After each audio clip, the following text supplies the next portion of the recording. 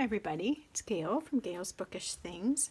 I made a new Christmas junk journal and I wanted to show you. This is for a December daily, or just whatever you want to call it, but a December scrapbooking for the holidays. It could go through January, whatever you want to do, but I always like to do one just for the month of December and kind of focus on the festivities before Christmas and around Christmas and a few days after. So this was really fun. It was a very, relatively speaking, a quick project to do, and I thought you might like to see it. First of all, I will just show you how I fastened it. This is actually some fabric from a bouquet of flowers that I got. I thought it was pretty. It's kind of a shimmery fabric, so I hung on to it. And I was able to use it to tie my journal up, and it's a pretty short piece, so it just works to wrap it. Once this would get full, it may be too short, but I thought it looked really pretty because it has a gold shimmer. Excuse me. And the cover of my journal, as you can see, also has a pretty gold shimmer to it. I tend to save scraps of ribbon, especially this wired ribbon that you might get on a package at the holidays, or maybe it comes with some flowers or something. So this works really great for tying these homemade junk journals shut. I've tried doing eyelets and things like that, and I don't always feel like they look nice because I can't get them to work well. So I prefer that look. And then what I like to do is just take a bulb pin with a jingle bell or beads or something and just put that on there just for a little accent. But I love this and the sparkly ribbon for the holidays. So that one I can use, and then I also have this that I think was on a package last year. I hung on to it. Again, it's the wired ribbon. So that works really great for keeping your junk journal closed. And a longer piece can expand as your journal gets bigger. This kind of journal is made with one of those basic manila envelopes. The full size, I'm guessing, is that like an 8 by 10? So what I did was I folded it in half, and then I did the faux leather treatment to it. There's videos on that. I first learned about this from Breezy Blessings. You can go to her YouTube channel and find a real simple way of doing a faux leather treatment. So it kind of gives it a leathery, flexible feel, and it's basically just using glycerin and water and working it into your paper. It works really good with craft paper and ends up looking like leather. And then I went over it with gold paint. Actually, I did the gold paint last. I took my Tim Holtz ink squares, those little mini ink pads, and once this was all dry, I brushed over it with green. Then I did some highlights of red. It was like a berry color, but a brighter red would be good too. This a little bit muted though, I think kind of works well with the picture I selected for the front. Lastly, I took some, I did brown first, then the green, and then the red. So the brown kind of gave it this crinkly look and gave it the dimension. And I just felt like that was too severe looking. I didn't like it. So then I went over with the green and the red, and then a gold paint. It's a dollar spot Target gold paint. I got it like 4 years ago. Just had enough to finish this project, but it gives it a nice gold sheen. And I felt like that kind of looked like a gilded book, like an old-fashioned vintage ancient book, leather, gilded leather.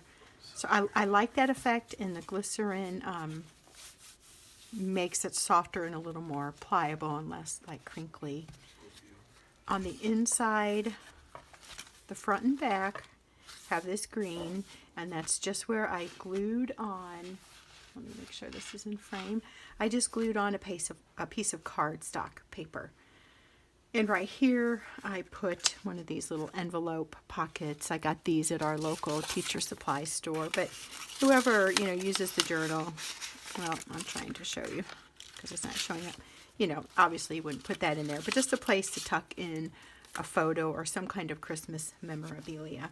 I also put that there because I had gotten a little bit of glue there, and it was okay. It dried, but it was still kind of leaving a slight mark, so I just put a little pocket there. So the beauty of junk journals is you can kind of add here and there, and nobody, you know, will care or even notice. At the very center, I've tied this with this waxed linen thread, and again, that kind of has structure of its own. It's really easy to work with on these smaller junk journals. So once I got all my pieces together and lined up, I took an awl and I just punctured 3 spots. I used my favorite old catalog, and I put that down in the binding of the book, and I poke the holes through there, and then I do the pamphlet stitch, I think it's called, or something similar to that, for binding my pieces together in the notebook. So let's page through it. On the cover, I just took a picture from a Christmas holiday book. Last year or so, I think it was, I bought several books at our library sale, and they had a Christmas section, so I bought, you know, maybe 5 or 6 books or so that were Christmas books, and I bought them with the purpose of cutting out different pictures I could use. When I saw this one, I thought it was perfect to go with this gold cover with the green and the red accents. It just gives it all a very shimmery and festive and kind of magical look, I think. So let's take a look at what else is inside. Here's a extra Christmas card I got. We got several sample ones in the mail, and we always do this time of year, so I just use those, or I recycle Christmas cards we've already received, but this one was from a sample pack, and I really like the picture, and the red trucks are real in right now, so I just started my book with that. And then I made a batch of coffee dyed paper, and I generally have been using a little coffee dyed paper about every other kind of paper, so it gives plenty of writing space. Whoever uses this journal can journal a lot in it because of this added coffee paper, because I like to use a lot of embellishment pages to make it really fun and Christmassy, festive seeming. But sometimes I feel like there's not enough room to write in, so I always, or lately maybe I should say, have been adding plenty of extra paper. But somebody could write here. You could also put photos on there. You could put a sample of favorite wrapping paper. I've done that before. Let me see if I have some in here. Like, I really liked this that I got a few years ago. So what I might do is just cut out one of these little trucks or campers and put it on there, or a square, and put it on there and say, oh, that was a gift from so-and-so. From a gift from so-and-so. This is another Christmas book. It just showed how to cross-stitch something. So pages like that are fun in junk journals. It's kind of a random assortment of papers. And let me see. On one of these, I left a pocket, but it's not that one. I just glued those together because the other side of this had something totally unrelated to Christmas. This is the Night Before Christmas poem or story, and the back of it had a different kind of emphasis. So I glued these two together. And again, coffee dyed paper. I love it when it gets its own unique texture, and I really try to let that happen, let it be spotty or pool in certain areas, so you get a lot of visual interest there. More pages from my Christmas books. This is the words to Silent Night. There it is there. So again, I always like to say, in case this is all new to you or you're not sure to use pages like this, some people will write on them and they'll just journal over that or in the blank spaces. But I personally like to use these, what I call accent pages, for mounting memorabilia. So again, any kind of picture, ticket stub, maybe a flyer from a play you saw, or some light show you went to, anything that just helps you commemorate the season. More coffee paper. And then these are little bits of scrapbook paper. This one's a little thicker. This is a lighter weight one. I just kind of staggered those, and I liked the contrast there of the plaid and the cute little Christmas tree print. Plenty of writing space and plenty of places to put your Christmas memorabilia. Now I might go back through, and here's my little decoration bell I'm going to put in there to look festive if it'll stay. Things like this, you know, you can just put washi down the side or across. You can cut out any number of magazine thingies to embellish your pages. I'll show you some of those in a minute. Here's more of that poem. I kind of like to leave these Christmas junk journals pretty bare, you know, like some fun accent pages, but I like to let it be where the person using it can add a lot of their own embellishments. I don't want it so full, although those are super fun to make. I enjoy this level of making a book and then letting the recipient add their own personal touch to it. I like to do this as well. Here's just a plain white envelope from a Christmas card. Make sure we're in frame here. So I have it where you can open it up, and then you can tuck a memory in there on a card or a favorite recipe. This is a little dark to write on, but you could use a white ink or a metallic ink, and that would work. Then I just cut this out from a magazine advertisement. It was a Chinette to go coffee mug ad. I thought it was too cute. I was going to laminate it and stick it in one of my journals. I decided to just glue it on there, and then this is a tuck spot. And then I have a little bit more of a monochromatic page there with lots of silvers. And here's more gold, so it kind of tones it down a little bit. I don't think through all that too much, but I just find that as I'm assembling the books, I'm enjoying a certain look. And so I alternate between maybe cutesy things like this Santa fabric paper off to the side here, more subdued plaids, or bright and sparkly. I like the mix in the journals. I think that's a lot of fun. This is from a children's Christmas story book. And again, another page from a book. So if you go to a used book sale and you find those holiday books where you can get them real cheap, or go to Goodwill, that's a good resource, a good place to go, and a good kind of book to pick up for just a few dollars. It will give you tons of accent pages. Sometimes I'll even tear out a recipe that has maybe a picture of cookies and then the recipe on how to make those, and you can use that as a journal page, or you can fold it up and paper clip it in there, or if you add pockets to your pages, you could slide the recipe in there. This little spot would be also good for a folded up recipe from a book. I love the holly. It's one of my favorite Christmas things, holly and gingerbread men. And then this is really cool. On the first day of Christmas, my true love gave to me a partridge in a pear tree.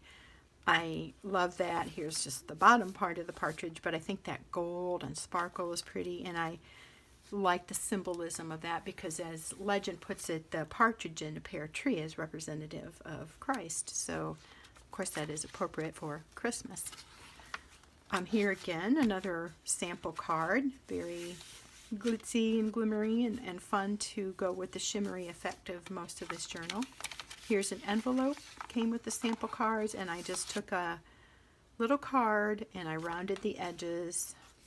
It's one of those cards that you can put money in, or a gift card. I bought those on sale after the holidays a couple years ago. So, you know, what's that for? Well, you can journal on that. You can write a special memory down, or something funny that somebody did, or cute, or something sweet, or a special thought for the season. Maybe a Bible verse that's been meaningful to you if you're using this, you know, maybe even as an Advent type book. There's the center, and so the other half is kind of a repeat, just in reverse form. I did leave this unglued here as a tuck spot. Sometimes when I make books like this, I like to put something in each tuck spot so that the recipient knows, oh, there's a spot to put something, and they don't just think, I forgot to glue that down. That's deliberate.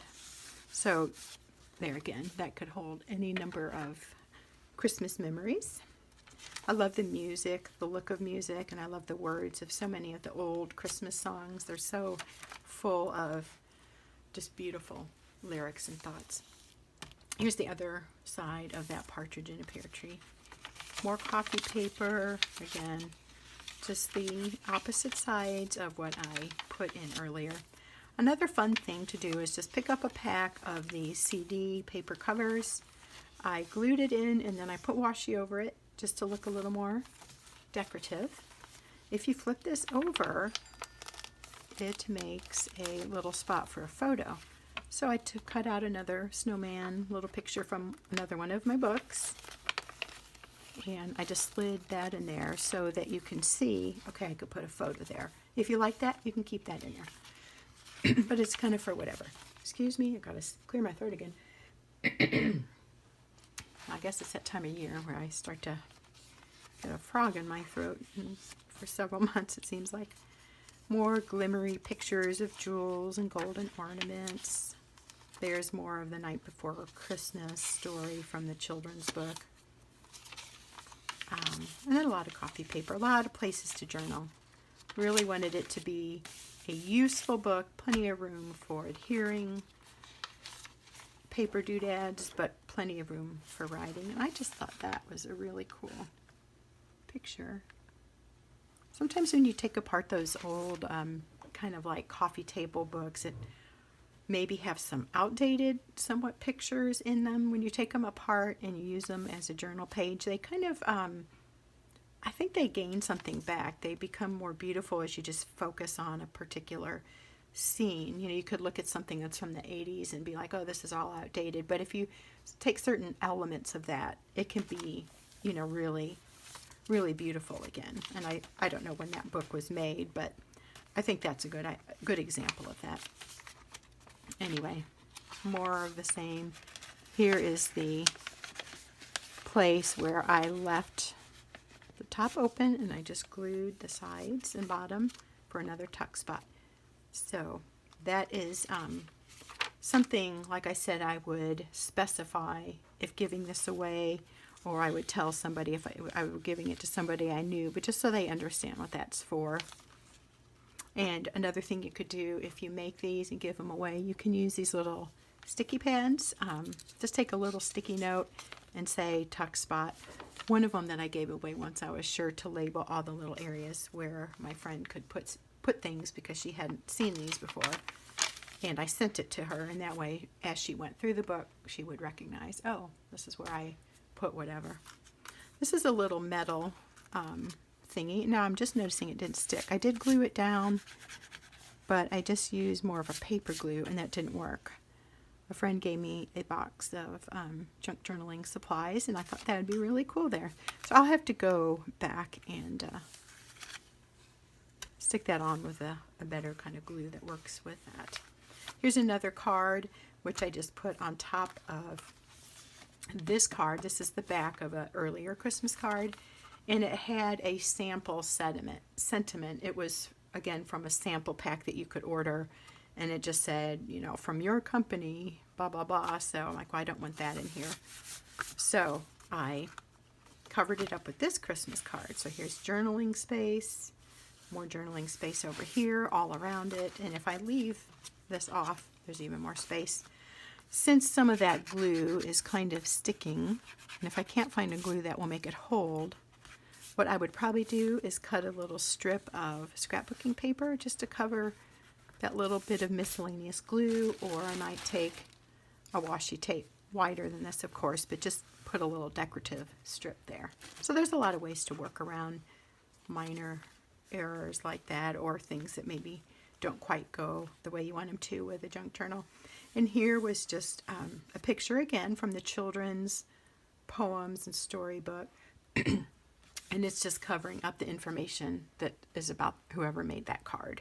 So it just looks more festive. I didn't want to have a lot of printing or advertising going on. I just kind of wanted it to be about fun Christmas memories. So there you go. I haven't counted the pages. I'm guessing there's 60-ish if you count fronts and backs. This was super fun to make. And I forgot to mention that when I was all done, I selected this picture, glued that on. I like to use this Tombow Mono liquid glue because it has a wide tip and a narrow tip, and it works good for different surfaces. So you can get a fine line or a broader line. Anyway, after I glued that on with that glue, I Mod Podged all this with a matte finish. And I think that the picture has enough glitter in it so it doesn't lose the festive effect. But I wanted to give it a little more protection, so I did go ahead and Mod Podge it. And the gold, the shimmeriness of the paint shines fine through that matte finish Mod Podge versus using a glossy. So instead of using the green, I'm just going to use this to tie this back up and show you how fun that can be. This is a really easy way to make a holiday journal. Just select your pages, have a mix of writing surfaces and ornamental, have a variety of things you're using, picture books, poetry books, coloring books, children's books, anything goes. Plain paper, scrapbook paper, cardstock. Make your cover and then sew in the seam. You could make it much more simpler than this and just wrap that with wrapping paper or use a scrapbooking sheet, something like this, and cut it out, cut out a panel for the front and the back and glue it on. And it can be as simple or as complex as you want. Another thing I really like doing for this time of year is to make these traveler's notebook size standard / narrow TN inserts as a Christmas junk journal or December daily, whatever you want to call it or use it for. But this size, the reason I like this is you just get your basic piece of paper, you fold it in half, and they're all ready to go. And they can even have this little bit of torn effect, and it works fine, and I like kind of the vintage look that gives it. I did cut off some excess. If you used a little bit larger manila envelope too, then you don't have to cut down your pages. It just works perfect. So it's a real quick project, as in a few hours you could get it done. Depending on how complicated you make the cover, it could be quite simple and quick to do. And like I said, you can measure down your insert pieces to be something this size. Just go with whatever traveler's notebook cover you want to use, or if you don't want to use a cover, just make it its own item just like this. So there you go. I hope you enjoyed seeing this December daily Christmas junk journal. I know it's not Thanksgiving yet, and I'm not trying to rush the celebration or the holiday season, but in this case, getting a junk journal little memory book done now that you can use at Christmas time, I think is a really good idea. Just kind of have them ready to go. Might put you in the Christmas spirit a little bit. It kind of helped me be excited about the upcoming holidays. So I think it's a good thing to think about now, so that once December 1st hits, or the 1st of Advent, how you choose to look at that and how you celebrate during the season, you'll be all ready for it. I did make this other one too, which I have shown previously, so I won't page through it. And here is what a traveler's notebook size one looks like. This kind of ribbon, as you can see, doesn't keep tight, so that's why I like the wired or a stiffer ribbon to use on that. So I hope you enjoyed seeing these. It's really fun. If I can answer any questions on how I did this, please comment below. And if you haven't, I would love to have you join us by subscribing. Thanks for watching, and we'll see you next time.